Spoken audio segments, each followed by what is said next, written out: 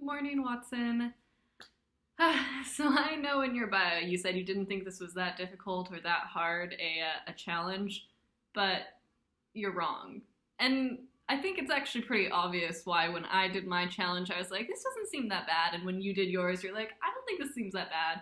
Because to you I think you know exactly what you're passionate about in terms of sort of globally impacting issues, if that makes sense. You're a very politically minded person. I'm not sure if that's exactly the right term, but you know what I mean? It's like you see causes, both social and political, and you're like, I'm passionate about it. I can affect change, or at least I can think about the ways I can affect change. And so I think for you, doing a John Oliver like deep dive into something would be easy. Anyway, so I'm not just trying to kill time by explaining why your challenge was so difficult, but I actually am not quite done justifying because I really have spent this week trying to think, but I didn't know where to start doing research or how. Again, I'm going to come back to this like John Oliver deep dive is what I have in my head, and I do not have a team of researchers behind me to actually pull something like that off, which I realized somewhat quickly when I was trying to research any of these things.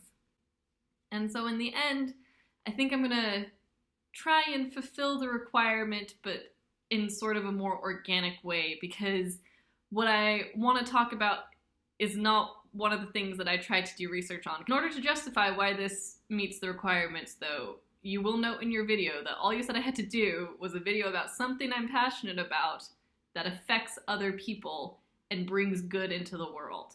So, I'm going to talk about this book that I started reading this morning. I know that doesn't sound like exactly like what you thought I was going to do. I swear I tried to do the other thing. I can't. It was really hard. I don't. This book, I have had it on my shelf for a while. And then, I know it's sort of a bad reason, but I was watching YouTube and I saw the trailer for the upcoming movie and I was like, that looks great. And then when it got to the end, I was like, I know that title. It's on my shelf. Yeah, and it's really good because it's kind of written from three perspectives. Natasha, the girl, Daniel, the boy, and then the universe. And so far, what's happened, right, is that it started out with Natasha and Daniel's story and like they're going about their day, and I could get into the deep details because they're both going through big problems that actually would be great subjects. For example, like immigration, which was another thing that I thought about doing a deep dive on that I was just immediately overwhelmed by. And I don't know, diversity and stereotypes. There's a whole bunch of good actual things I could have done research on that are addressed in their characters.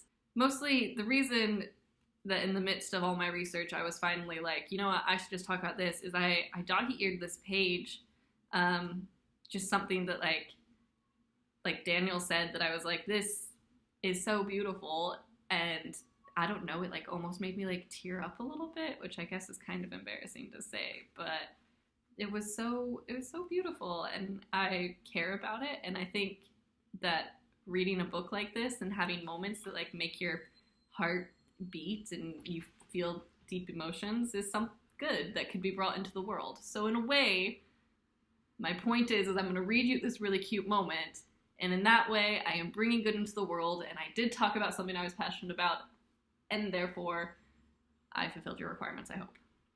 I guess I have to explain a little bit. So Daniel just met Natasha, and she almost got like hit by a car, and he kind of like saved her life.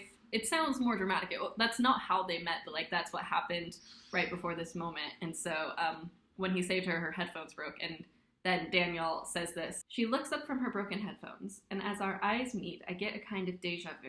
But instead of feeling like I'm repeating something in the past, it feels like I'm experiencing something that will happen in my future. I see us in old age. I can't see our faces. I don't know where or even when we are, but I have a strange and happy feeling that I can't quite describe. It's like knowing all the words to a song, but still finding them beautiful and surprising. I guess part of the reason why I think this book is hitting me so hard is it's like reading John Green, but like different, where it's like I read that and I was like, that is such a beautiful and true line. It's the falling asleep the way you fall in love line. I ruined it, but you know what I mean? Like, yeah, it was just beautiful.